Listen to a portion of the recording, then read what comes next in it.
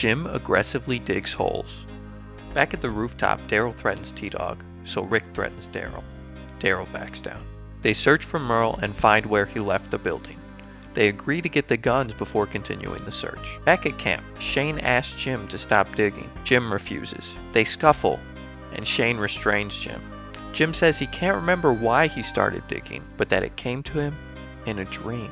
Back in the city, Glenn makes a plan and they go with it.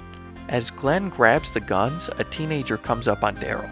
Then 2 more guys attack Daryl as Glenn walks up. They kidnap Glenn and the guns get left in the alley as Rick and T-Dog run up. They hold the teenager, Miguel, prisoner. They go to meet Miguel's people, hoping to trade Miguel for Glenn. G, their leader, wants the guns. Rick says no. G threatens Rick. Rick reveals that he has T-Dog as a sniper. Glenn is shown prisoner at the rooftop's edge. G says he wants all the guns and Miguel, or they'd better be ready to fight. Then he walks off. They discuss it and decide they're going to go back locked and loaded for Glenn. Rick gives Miguel back and asks for Glenn. G threatens to chop up Glenn and feed him to dogs. Rick threatens G.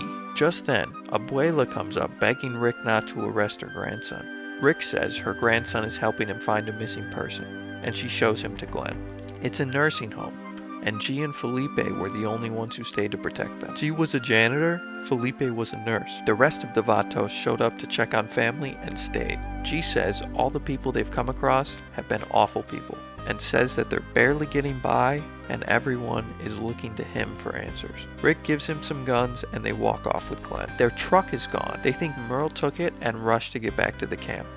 On foot. Back at camp, Shane frees Jim, and while eating dinner, walkers attack the camp. Ed goes down first. 4 walkers join him in the tent. Amy's next. First her arm is bit, then her neck. Walkers flood the camp. Shane starts blasting.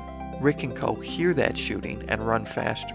Multiple red shirts die as Shane, Jim, and Morales defend the crew. Just as they're about to be overrun, Rick and the crew show up to save the day, blasting the walkers away. Rick reunites with Lori and Carl as Amy dies in Andrea's arms. Jim says he remembers his dream now. Another absolutely amazing episode of television. The development of Daryl's character further being a part of the group. They have this common enemy, the Vatos. The way that Daryl is willing to jump to go and get Glenn back. The way that the Vatos appear as the first really intense villain we have in the show, but they're just revealed to be very kind people taking care of a nursing home. Absolutely amazing sequences. This kicks off the trend of having a minor character that has more screen time die by the end of the episode with Amy. That was absolutely brutal to watch.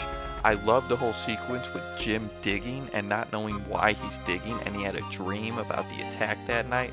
Absolutely insane. Great sequences. I absolutely love. This whole episode is absolutely amazing. Such hype, high intensity moments.